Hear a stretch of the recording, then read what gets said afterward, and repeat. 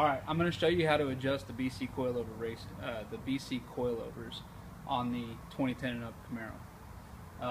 This is for ride height adjustment only. This is once the coilovers are already installed. If you want to raise the ride height or lower the ride height, this is how you would do it. Now let me get a close-up shot here real quick and show you the different pieces. This piece up here is for the coil spring adjustment.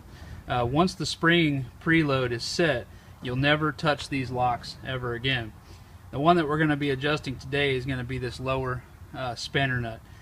That's how you get your ride height adjustment.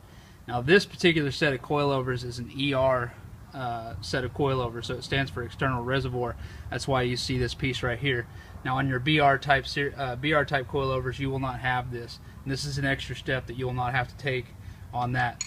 Before we get started, because we do have this extra step, we're going to go ahead and loosen this little bracket here, because when we turn this, there's actually a little there's a line for the fluid to travel, and we don't want to get that bound up while we're adjusting height.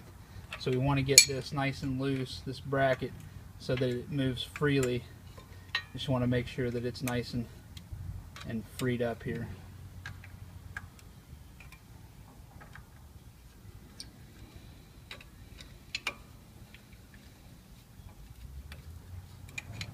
I'm going to go ahead and loosen this side too, just to make sure that we've got it. So you can see that it's nice and movable at this point. Okay.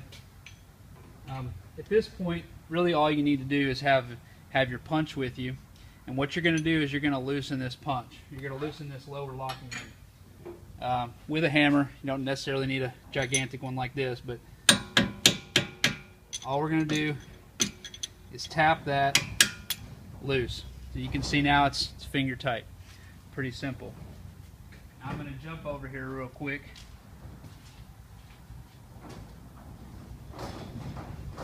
And I'm going to grab my digital calipers here. As you can see, we're going to start off with 0. Now all we're going to do is make sure that this is snug up against the clevis, and this piece here is called the clevis, and we're going to measure what our current ride height is.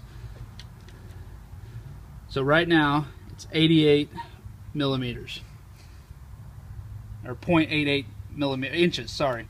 Let's mode that out real quick and get it into millimeters, because that's the easiest way to measure this.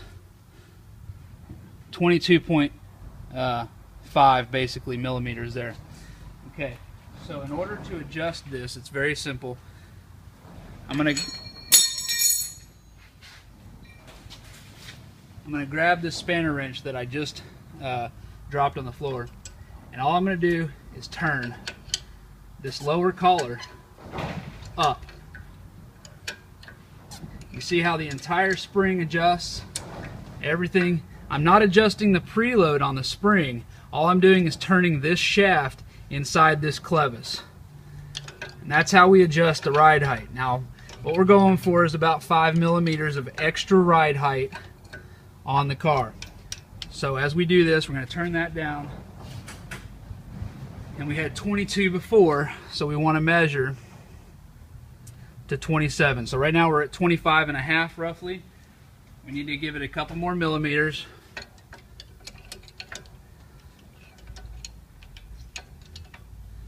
You see how the entire shaft is moving inside of the clevis. Very simple to do. Go ahead and turn that down. 2 millimeters isn't very much there. And measure once more. So we're at 26.9. Still need just slightly more to go there.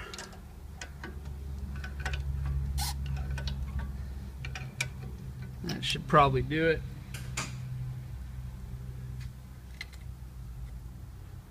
Now, a little bit over, about a 0.5 millimeter over. Now I'm just going to do this for demonstration purposes. Now I'm going to go ahead and I'm going to lock this collar down. Just give it a little tap just to snug it up. We're not trying to hammer it real tight or anything like that, but we just want to make sure that this is nice and tight. Nothing's going to go anywhere. Our preload never changed, but our ride height did. That's how you adjust the BR series. Now if you have the ER series, you want to go ahead and tighten this bracket down to where it's not going to move. and then you're done. Very simple.